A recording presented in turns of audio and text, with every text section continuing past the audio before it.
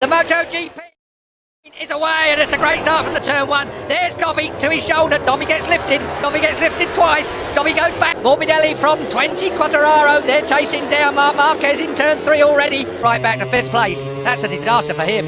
Looked like Rossi got a good start. He had to start. He went into Q1 and he didn't get in the top 2 to go through to Q2. So Rossi starts from the 5th. Early for that, but the old Yamaha wasn't slow. No, it wasn't slow at all. Up for him at the moment, and you know these two boys, the Morbidelli particularly, has looked good. We caught a GP team on the Honda, but now he's had that Yamaha. Who's having a look at Quattararo?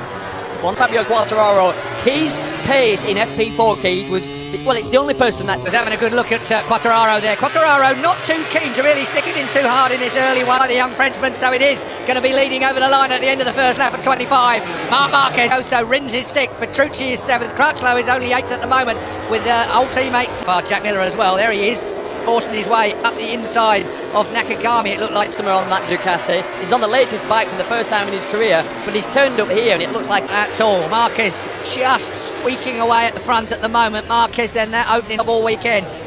I wonder how cool this Frenchman can be at 20 years old. A lot of pressure. Yes, there was, because he made it. He made one. There was a slight gap. It was like that was like opening a can of beer. Made it bigger. There's an analogy for you. You've never heard before in race comment. You said it, not me. Marquez being chased hard by Morbidelli. Morbidelli's got the pace, growing in stature by every single lap that he passes around here in Jerez. We come to the end of the second lap then.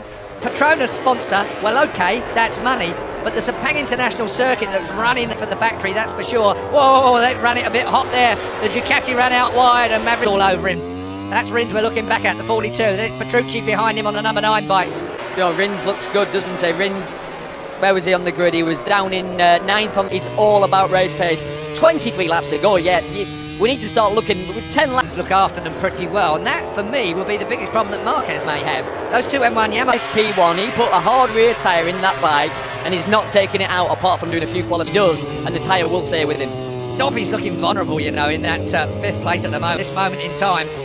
Look forward to him now. There's one thing that thing isn't short of, his horsepower, but you've only got one of its big guns. Marquez can't get away here from Morbidelli. It's just so difficult, Keith, to pass, because you see how much the Suzuki lost the Ducati, but that was a lot. Turn 1 onto turn 2. Turn 2, drop getting in there hard. It's funny that I read something from Jorge Lorenzo where he said that on his day exactly what you talked about already. So it just sucks you in, doesn't it, Keith? It's that downhill approach with. Oh, scary. 1 point. Wow. 1 point for Jorge Lorenzo. The second behind his teammate, and we all said. Well, it looks like he's going to be on for a podium. It just destabilises him. He's tough. He comes back from it out yet on the Honda. It's a job in progress, isn't it? Well, I think if he rides a motorcycle, having it very long, stable, high, so it's a bit easier to change direction, a little bit more nervous, and you sort of know that's never going to work for him. One thing that was significant, though, which is unusual, isn't it? Marquez looking at his teammate to see where he may have an advantage. Marquez 8-2 in there. And he is the man that is in 6th place, chasing down Dobby yet again. I'll get there in a minute. Morbidelli from Fabio Quattararo. Might just be having a bit of a struggle. No surprises there. We've got a complete outright new. Just thought the pace would be a fraction hotter by about 0.3. Long way. Yeah, there's still a chance. And I still don't know whether the tyre distance yet. Wigan has done more long runs on the hard tyres than anyone else. They're not using the 4th tyre. New construction is on. Michelin have brought 4 tyres front and rear for this, but they haven't really gone with one. Must have been reasonably happy with what they've got. There's one thing for sure, Keith. These two. No, it wasn't. Here comes Rins. This time he's made it stick at the Jorge Lorenzo hairpin. Here we go. Yeah, and it's and that's frustrating. Good on the brakes and comes across in front half of the race. That the race will come to him. That was fractionally naughty, actually. Dobby took up all. It's almost a compliment to Rins. He did that because he knew if he didn't do that, yeah, Rins would let him off and go straight. Andrea Dovizioso, who's up into 5th place again. Rins has got him. I think Dobby's going to take the maximum points out of this race as he can, as the Yamahas are running away in 2nd and 3rd. Oh, that was hot. Now then, if he loses touch with his teammate, that might be trouble for the young Frenchman. Yeah, just turned 20. It's going to be a MotoGP rider, certainly a Yamaha MotoGP race, where experience comes in. And that's, the more when you end up with that floaty feeling, when you've no grip. Well, Rins has certainly dealt with Dovizioso. Getting the power on as quick as you can on the Suzuki to give yourself the place, the part of the track you want. Rins went past and he'll have definitely wiped Dovizioso's nose. That's That's the unspoken rule. So, So it was better to go around the outside. Yeah, Petrucci on the number 9, almost so having not a happy time either here during the course of free practice and qualifying. Okay, hopefully he will finish the race and will score good points here. There, number 36 in the back of the shot. He's in 11th place. They're all lapping very still with Jack Miller. Number 46, Valentino Rossi. He's got the 43 of Jack Miller to do. So, Pecco Bagnaia down the road on the 63 machine. That is the other Millers on the 2019 version. Everything okay there, which is great. Just can't get it restarted. Really, with the speed of these races, even if you rejoin it, points are not likely. Here we go then, end of the lap down. In 3rd place, it would seem to me. Now then, 4th place is still Maverick Vinales, and then we go back to 0.7. Yeah, fastest lap on that. Yeah, that's more like a 37 point. I'm watching Marc Marquez's riding style, his body language. He doesn't look like he's exactly that. I would think he's very good at conservation as well. So 38.1, 6/10 under the 2015 lap record here. Keep taking the. In fact, Alex Rins, if you look at the Suzuki top class wins of theme for Maverick Vinales, but they were in days where the track wasn't in as really Texas was the first out and out proper dry fair era. So gets a bit tight there, Keith. It does. Well, yeah, that's Cal Crutch. And you were right what you said down on the grid. First time they get a chance to go up here. No one's practiced this. No one really. Oh, that was tough. Quartararo, yeah, I think I'll just throw his shoulder on your front tyre. He's 20. He's 20, Keith, and do you know what? It's got absolutely nothing to lose. Nothing. If there's a chance of a podium, which currently is sat in 3rd place, well, French hopes might just be going through the roof. I think they're already sold out after what he's doing here, that's for sure, because last year they bought them.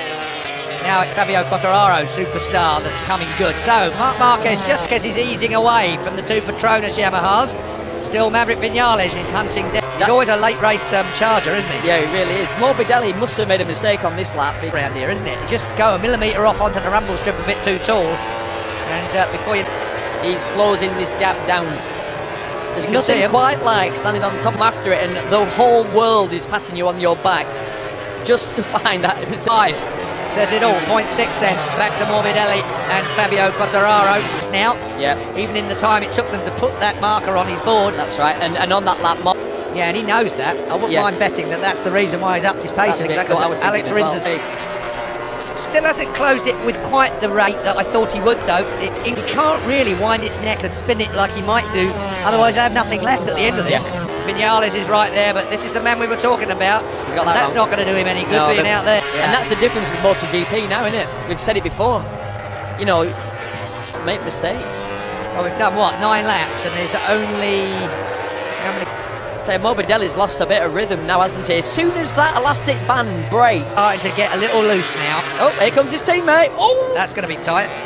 And been 3:44 when we started this. It'll probably be up in the 50s now. Once the sun starts here, I was talking about Morbidelli, and you start to lose that rhythm once it starts to, and that's not a problem. But then when that front starts to just tuck under a little bit, that's the problem. The rear, you can turn to chewing gum. You can't do anything. You've literally to let go of the motorcycle. If you grip it, it might do its own thing. Marquez well and truly away now. Quartararo kept his cool there. It was almost a Danny Pedrosa on the 2 Ducatis last year there. Just then, that was Danny Pedrosa cool. Fabio. It's quite easy when someone's running on to follow them, isn't it? You almost get sucked into going the...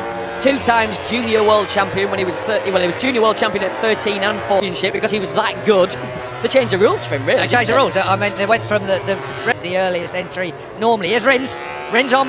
Yes, good job. Slotted the eye. He could have got that so wrong. So Rins then goes up in front of Maverick Vinales. That's going to annoy Vinales. It's fastest lap.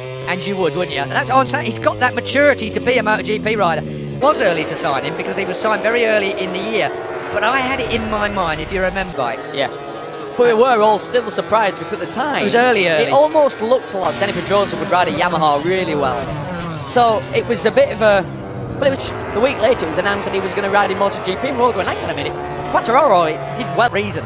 That's another thing that was there. It was a junior team to bring on these motor situations like we've had here this weekend. The 2 independent team supplied with slight Maverick Vinales has. And here we have a 1 and 2 on the grid from the Petronas team. And they're capitulating them. It was through gritted teeth yesterday, that's for sure. You know what, there's a lot to be said. He's got that bike, and he's not changing it at all. He's not messing around with head angles. I've heard this about like fork springs and stuff like that, but the general base setting of that bike is leaving alone. Whilst he's a week, but you have to really, because you're constantly trying to develop the motorcycle, make it better. Well, you didn't have any extra bits. It's like, there's the motorcycle, get on with it. They were slightly embarrassed. Asking Second group, the man who looks the most vulnerable is Franco Morbidelli. He's used for the club. These two had a pretty good close look at each other in a battle in Austin a couple of weeks ago. Motor Racing's manager, his priority is the factory team, but to have seen Fabio Quattararo, well, everybody at Yamaha is going to come out in sympathy for the Frenchman. Simon, I think you've got some right guys. When the mechanic lifted the gear lever up, it looked like it was because it was touching, it wouldn't return, so it wouldn't change gear. So something as simple as that. Fine, I have the Michelin guys with me here at Teramaso. The car, I spoke to a few riders and they said from 10 laps to go on, grip front wise, they said it's really hard on the front tire to this track. What do you think?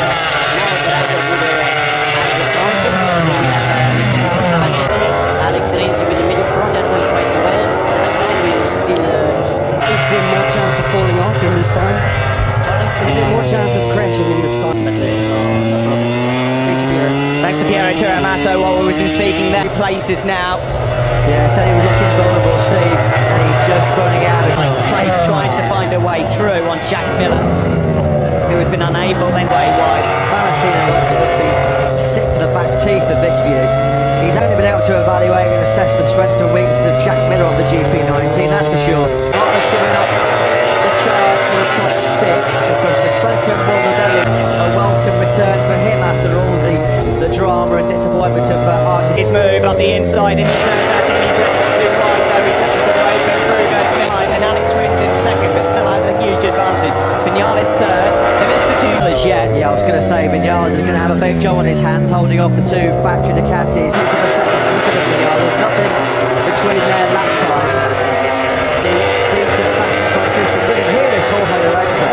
Now, with the greatest coming in this weekend, Jorge Lorenzo fighting for 2 points against that package. Jack Miller, he's up the inside of him at turn 6 at the closer corner, and finally, 7 laps to go for Rossi to try and make up another place or two to keep him this weekend between Lorenzo and Paul Espargaro for ages. Didn't see this one coming at all. The way he was going to really kickstart his Honda career to his first podium in the Ducati. A bit of a lonely second place here right now. He's got almost 2 seconds over Maverick Vinales. Trying to keep at bay the two Ducatis behind. They're lapping similar at the moment. The job so far though done by Vinales. He's been completely overshadowed recently by his team. Cal Quattro is about to fall behind the boss as well. Valentino Rossi is about to come. Good fight, Franco Morbidelli. He's dropped it back through the pack now. Rossi has indeed then. Rossi didn't really have to fight for it, and now he's got rid of the try and launch an attack. Easy the speed to dispose of Crutchlow, and he wastes absolutely no time whatsoever. So and Crutchlow with relative ease. He just shows you how important qualifying 8.372. That was a smidgen slower than Mark taking through. Here is Valentino Rossi there. Yet again, Dovizioso versus Quicker. A tenth he took out of Vinales on the previous lap. Here's him in Texas when he was long running the distance. Seems to recall an EV race, which is not a bad stat really when you think about the amount of times. Quite a nice change to see no jump starts appear on our time screen as well from earlier on. After a better showdown between Rins and Marquez. Has Rins not had to work so hard? A home podium for the first time in Moto Gp it's Maverick Vinales. Well, all three of those guys battling for third and looking for their maiden Jerez podium. Dovizioso knows as well, Steve, that these are precious points. Not many of them up to Davos. Vinales' pitboard clearly telling him to go. Dovizioso can get past Vinales. He'll be locked on points with Mark. Good try here. I'm just about to say he's had a really unlucky period. He's gone down that turn 30 in Austin and he's crashed out here in Jerez. So tough, just not converting it right now into top level results. Dovizioso, but we are running out of time here. Marc Marquez in the top left corner. You can have 4-second gap out front on Alex Rins, who I think has wisely. Jorge Lorenzo is going to be facing some pretty stern questions, I'd imagine, later on. Put simply, that's not good enough. Convinced after Friday that we'd see him inside well inside the top 6. Early door. We've got 3 laps to go here. Marquez in the comfort zone. He's back at Derby. Miller and Elijah Spargaro now are locked in the fight. Double tyres. Miller takes another 10 seconds to overheat the front tyre. Speed corners where you carry a lot of lean angle that stresses the edge of the tyre. And it wasn't that long ago. See Rossi, because Rossi's 5 seconds up the road. So yeah, Miller's encountered some kind of issue here. So many riders are paying for a bad Saturday. It's unbelievable. Jack Miller being one of the ninth on the grid. His chances could have been a lot stronger to challenge Mark. Yeah, fantastic record he's got of late. Just looking at some of the stats. Alex Rinish in a row. The last time that young man missed the top 6 was at the Red Bull Ring. 42 right at the sharp end in Moto Gp. 2 laps remain for the number 93 to back out at the top of the hill there at turn 1. Is it, or is that at the leaping at as well? Is he upset with somebody else? Is it in contact with Alex Spargaro? Oh dear. The other, I think, down there at the last turn. They were both giving as good as they got. Now Jack Miller down. He keeps pushing Lorenzo up the order, even though he won't be inside the top. He won in terms of the championship at the end of this 4th round in 2019. It's try and get those 3 extra points, get on the podium for the first time with his 12th. Vignales is doing a great job at the moment, staving off the onslaught. It's a balancing act here for Dobby. He can't afford to crash. Because he could have easily won 3 races on the spin here now and been absolutely demolished to the man to beat in MotoGP. Unbelievably, and Tre Dovizioso was... and Dovizioso are really testing each other here. I'll tell you last lap, and Rins is obviously just backing off, but he has to be a big chance now for Dovizioso. It looks like, Matt, it's going to have to be down to the last corner. Yeah, no corner. Turn number 13. Marc Marquez is now deep into the stadium section. Here is the battle for 3rd place then. It is going to be about the last corner. That's through these fast right-handers. Corner speed, not what the Ducati is famed for. Don't think he's going to... Not at all. Not at all. Is he going to have a look? He's nowhere near close enough. Says back. The checkered flag is out. A momentous victory for number 93 for the first time since Australia. And a brilliant last lap from Maverick Viñales. He needed to finally broke Andrea Dovizioso. Great job then by Viñales.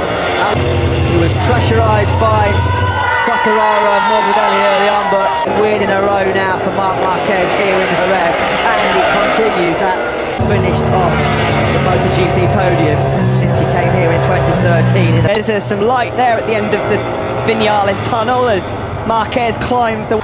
It's always something extra special, isn't it, for Spanish rider to win it for 16 years. Podium at the Spanish Grand Prix. Well, it has to be said that a great ride from the number 42 again, the Austin race winner coming through from 9th.